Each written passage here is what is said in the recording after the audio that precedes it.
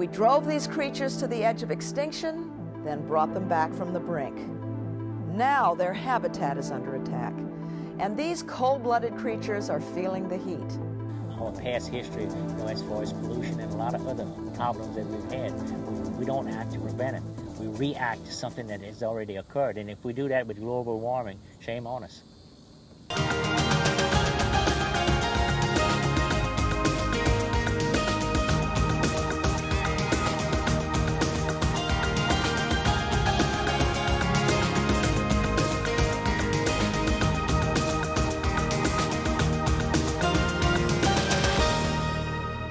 Jane Fonda. Welcome to People Count. What distinguishes our planet from others? Our atmosphere. It sustains life. In 1997, the United Nations Conference on Climate Change focused the world's attention on our atmosphere and the way we're changing it, a phenomenon scientists call global warming. But no international dialogue on climate change would be complete without considering our oceans. So it's no surprise that the United Nations declared 1998 the International Year of the Ocean. We call our planet Earth, but ours is a water planet. Water covers nearly 3/4 of the Earth's surface. Our seas not only feed us, they help regulate weather patterns and absorb greenhouse gases. The health of our atmosphere is tied to the health of our seas. The ocean is not a blue-lidded garbage can. Yet we continue to dump vast amounts of waste and chemicals into it. In the fight to protect our oceans, a critical defender is that fine line where land meets sea, the wetlands. Here, fresh water and salt water meet and mix, creating one of the most productive ecosystems on Earth. These marshes act as filter and buffer, protecting the land from ocean and ocean from land. Wetlands also provide a home for countless species of plants and animals. Yet worldwide, they are under siege. Filmmaker and photojournalist Barbara Pyle journeys to meet two wetland warriors. Their coastal battlefield is found in the southern United States, in the shadow of a city nicknamed the Big Easy.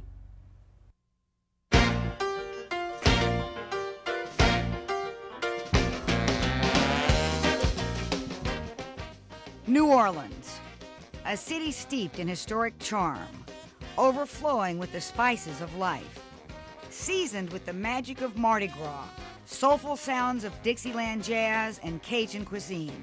A less celebrated, but no less essential ingredient of the New Orleans culture is the area that surrounds the city, the bayou. These wetlands are not as famous as the quaint streets of the French Quarter, yet the health and vitality of New Orleans depend on these marshes. And the people working to protect them know they are tending troubled waters. Well, you're looking good. Well, so are you, Milton. One of them is my old friend Milton Comm. I'm no stranger to his commitment to the environment. It was great to see him after 10 years. His dedication hasn't changed a bit. The only difference I saw was a few more gray hairs and 5 more grandchildren. Hi, nice to meet you. She's 5. You're she's 5? going to school next week. You take him out to the bayou? Milton protects what he loves. When I'm out on the bayou by myself, I really feel at peace with myself. I love this river. I love these lakes. I love these more than life. Milton Comm doesn't have a degree in environmental science, but what he does have is a deep understanding and appreciation for the wetlands of southern Louisiana. He's lived here all his life, and he's all too aware of the changes here. And he's concerned. Essentially, all this land that we're on right now was built because the river overflowed its banks. And now that we've levied it, all this sediment that's in the river now, it's dumped out off the deep continental shelf. So the land naturally just compacts and subsides, and that's the reason why we're losing this land. I see it literally falling apart. Making the land loss problem even worse is salt water. It intrudes into the marshes through oil and navigation canals dredged for shipping lanes. Storms and high tides also drive salt water into the marshes. For much of the wetlands, that's pure poison. people have any doubt about salt water, the next time you're at an ocean, take a sample of it and bring it home and put it in their flower pots, and that'll tell them what will happen to their plants. Same thing will happen to this. It just kills it. Scientists say the Louisiana coast is washing away at the startling rate of 1 football field every 15 minutes. And they predict the problem could get worse. In the next 50 years, 40% of the state's wetlands could be swallowed up by saltwater intrusion from the Gulf of Mexico. We can complicate that with global warming, which will give us a sea level rise. How does global warming lead to sea level rise? High temperatures heat the ocean water and expand its volume in the same way a balloon inflates when warmed. We placed this balloon in a freezer for 4 hours. When we took it out of the freezer into a warm room, the balloon expanded, just like the oceans would if the Earth continues to warm. Some experts warn that in addition to this thermal expansion, oceans will swell even more as glaciers and polar ice caps melt, causing more water to flood into the coasts. While sea levels rose 4 to 10 inches this century, many scientists say global warming will dwarf those numbers. Based on current trends, they expect sea levels will increase by as much as 3 feet within the next 100 years. If that proves true, more than just land will be threatened. People's homes and heritage will be lost. As the salt moves further in, your marine life reacts to it. Our culture is based on seafood. If we lose all of this, we lose a lot of our culture. All right, gang, everybody's brought an appetite? Milton loves Louisiana tradition and the feast that it provides for his family and friends. An acre of coastal wetlands can produce more food than the best farm. We have our regular crabs. Not only have these wetlands been a source of food for Milton, but also a source of pride. He's been connected to them his whole life. I wanted to see where it all began. So we're gonna go see where you were born, Milton? Right.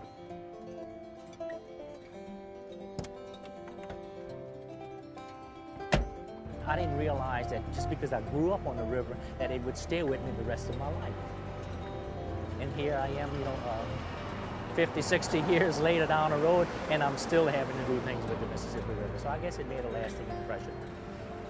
His boyhood home stands behind the street sign that bears his family name. What was it like growing up across from the Mississippi River? Well, like I said, that was our playground. And so we went on out there, and it was so convenient. We didn't have any, place to go ahead and play. So basically, that's what it was all about. You always had fresh fish. When you caught something that morning, you were more than likely you were eating it that night. I guess it was something like Huckleberry Finn. How the old story goes about him, how he was, so fixed with the river. And I guess that was me too. I mean, it was a very important part of my life. So the river's right over that levee. Why don't you show me your old playground? All right, I'll be glad to do that. Okay. That'll be my pleasure. How many times have you climbed up this levee, Milton?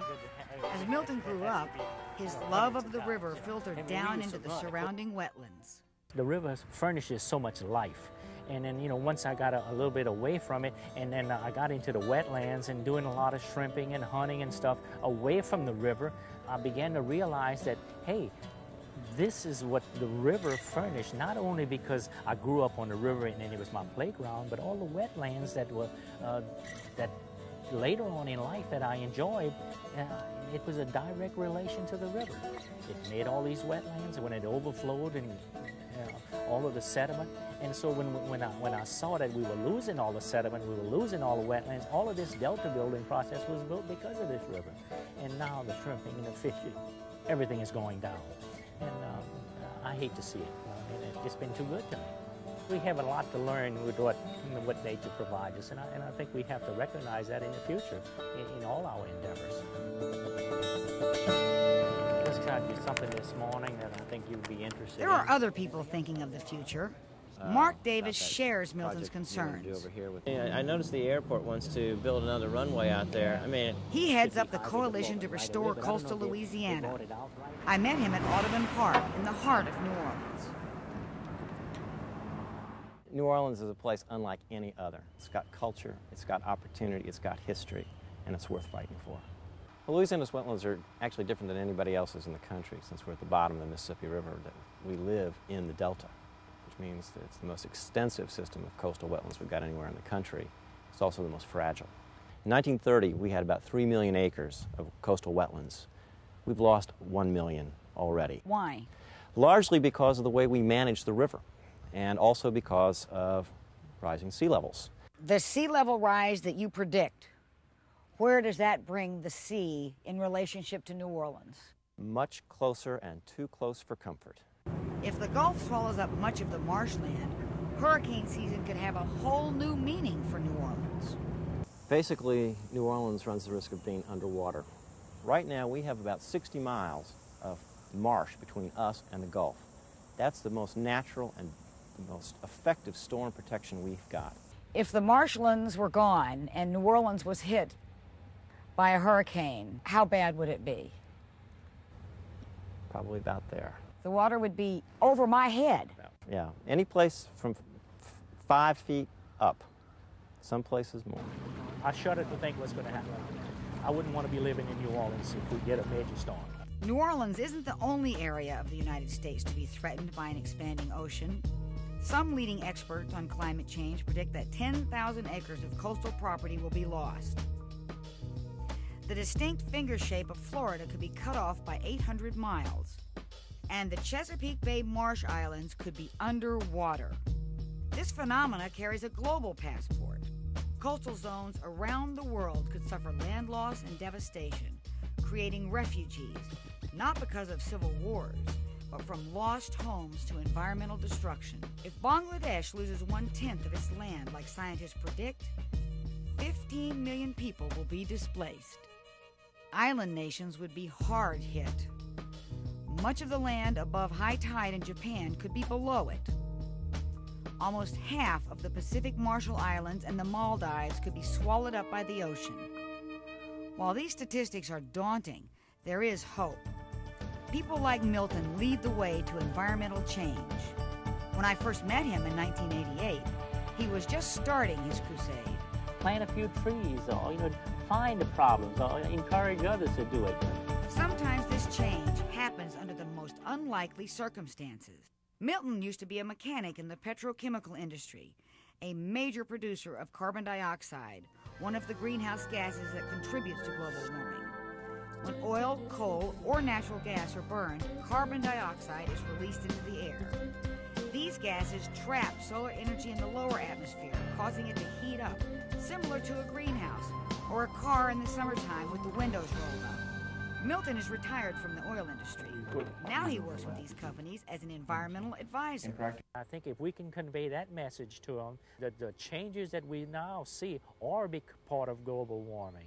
And if we need to make a whole lot of studies, instead of shipping things to Mars to find out what's going on in Mars, let's find out what we need on Mother Earth, and let's protect it first. Because if we lose, it can't be replenished. We can't duplicate none of this. Absolutely not. Milton doesn't just give out advice on what others should do to fight the possible effects of global warming. Okay, show me how you do it, Milton. Milton puts his own hands to work. For years, he's been replanting lost marshland. I'm encouraged by what I see. Our survival rate is not as much as I'd like, but the plants are cheap. Especially the ones that come out of my garden. So, do you grow them at home? Yeah. In other words, I take them out of my flower bed and then I put them into a flower pot. Milton's work has made a difference. This is what the area looked like when we visited him in 1988. This is what it looks like 10 years later. Well, it's unbelievable. In other words, you could see what we have is a jungle out here now. But that goes to show you what a lot of effort and just some dedication can do. Milton's work is more than cosmetic. Wetlands serve other purposes. They filter pollutants before reaching the Gulf of Mexico, one of the world's most fertile fishing grounds. This area in the Gulf may look normal, but death lurks in the bottom waters.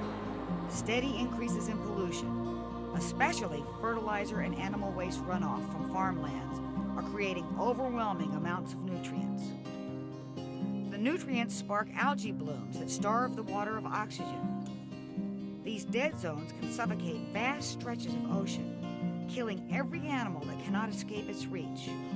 The dead zone in the Gulf is 5,000 square miles. Dead zones are also found in the Adriatic and Baltic Seas, and are typical of ailments plaguing the planet's ocean. Milton is working on a large-scale project he hopes will help rejuvenate the wetlands.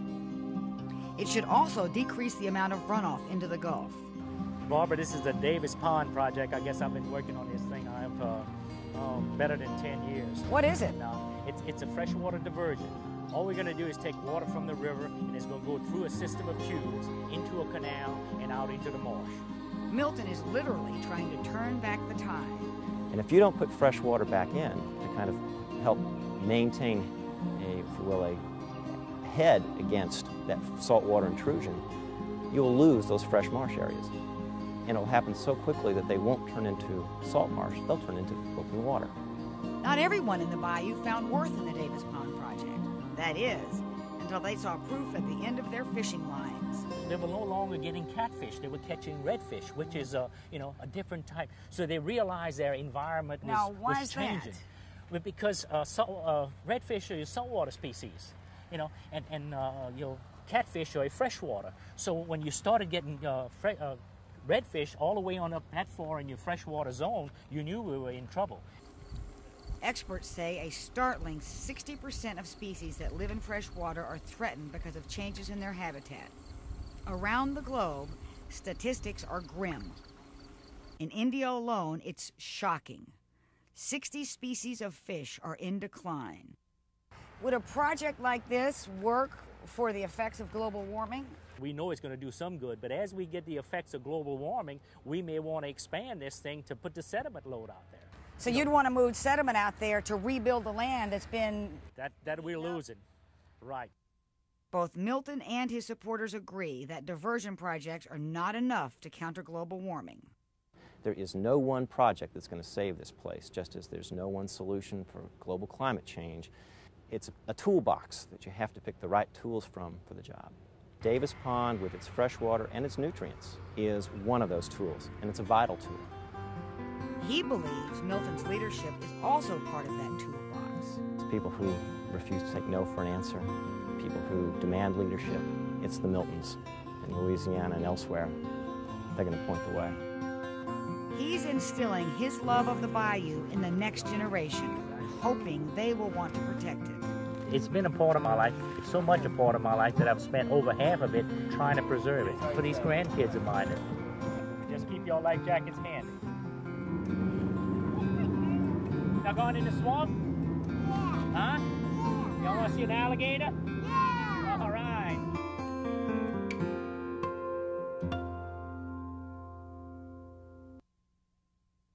Those alligators Milton and his grandkids are looking for are a common sight in the bayous of Louisiana. But will that be the case when Milton's grandchildren are grown? Global warming could pose a threat to these prehistoric animals. However, these cold-blooded creatures have a warm-hearted hero on their side. Barbara Pyle caught up with this guardian of the gators 70 miles southwest of New Orleans in Houma, Louisiana. Baby! There. See his head? Baby! Baby! Annie Miller's babies are hungry. But unlike most babies, a bottle of milk just won't do. Instead, a meal of raw chicken meat is much more satisfying. Come on. Come on. That's it. Now let's look at the big ones. It's obvious why her nickname is Alligator Annie. This 84-year-old Louisiana native has been tending to these alligators for 18 years. She has names for all of them. Mike! Come on, Bill! Baby! Max! Zoomer! Tiger! Baby! Why do you call him Tiger? Because he's mean. He's mean, huh? I wanted the chance to charm Annie's freshwater friends. But first she gave me this warning.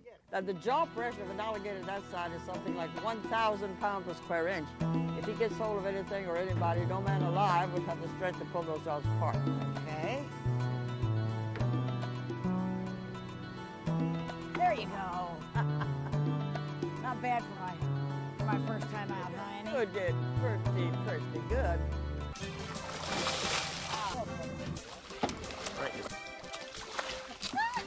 While Annie fills the alligator's stomachs with chicken, she fills tourist minds with information. An alligator will attack you if it's a female guarding her nest or her young, or she's cornered. Annie gives tours of these alligator alleys every day of the week. Not everyone treats alligators like Annie does. In the 1960s, hunters drove them to the brink of extinction. Since then, restrictions on the hunting season have enabled these ancient creatures to make a miraculous comeback. But in the future, they could face an even more lethal threat from global warming.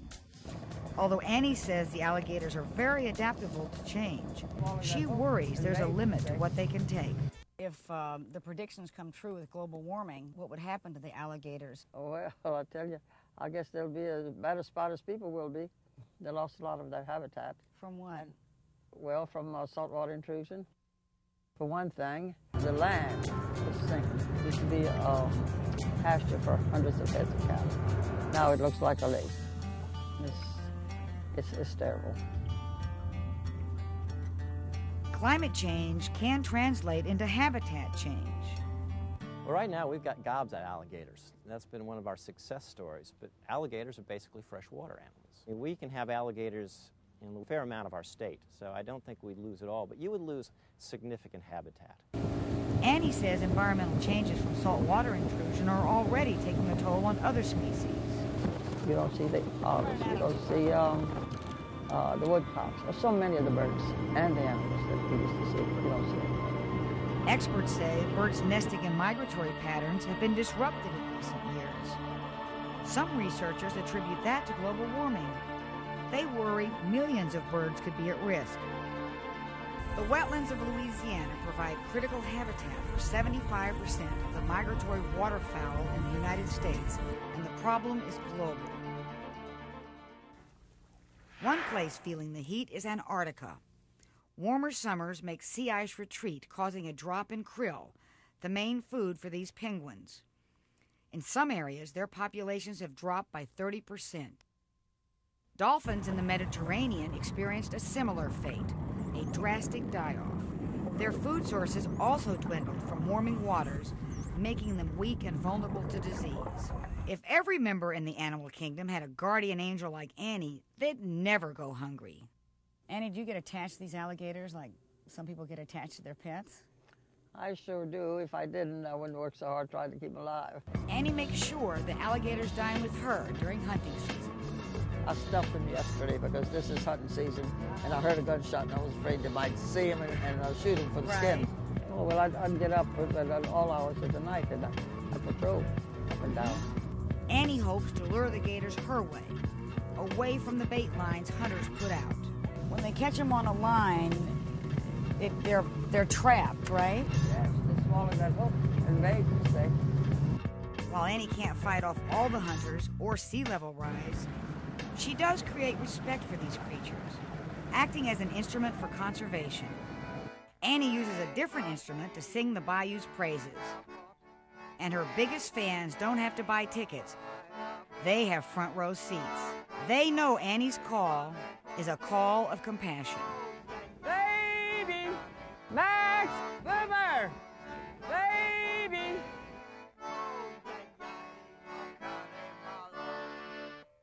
While Annie and Milton's watchful eyes help protect the bayous of Louisiana, all around the planet, wetlands are in peril. More than half of the world's population live within 50 miles of a coastline, and the biggest threat to wetlands is us. We build on their floodplains, divert their waters, dump our wastes back into them. It's a textbook case of disturbing nature's balance. While nearly 900 of the world's most critical wetlands are protected under an international treaty, we need to learn more about wetlands and what we can do to help. For more information, contact Ramsar Convention Bureau, Rue Mauverny 28, CH1196, Gland, Switzerland. Or write Wetlands International, 7 Hinton Avenue North, Suite 200, Ottawa, Ontario, K1Y4P1 Canada, or at www.iucn.org. Like Milton and Annie, we can protect our waters from harm. What can we do? Reduce runoff. Landscape with plants, not pavement. Don't use drains or local rivers as dumping grounds. Thrown away does not mean gone away. Substitute low-impact alternatives like baking soda or vinegar instead of harmful chemicals like bleach and ammonia. Don't litter or dispose of fishing lines or plastic on the shore. Our carelessness kills. Get educated and share your knowledge. Read, surf the web, and experience our communal ocean directly. For daily updates on ocean issues, contact CWeb at www.cweb.org. For more information on the International Year of the Ocean, contact United Nations Educational and Scientific and Cultural Organization at UNESCO, 7 Place de Fontenay, 75352 Paris, 07SP, France, or at www.unesco.org. Everything we do on land affects local waters that ultimately reach our ocean. While for some of us the ocean may be out of sight, it should never be out of mind. I'm Jane Fonda. Thanks for joining us once again for our worldwide journey to prove that the actions of all people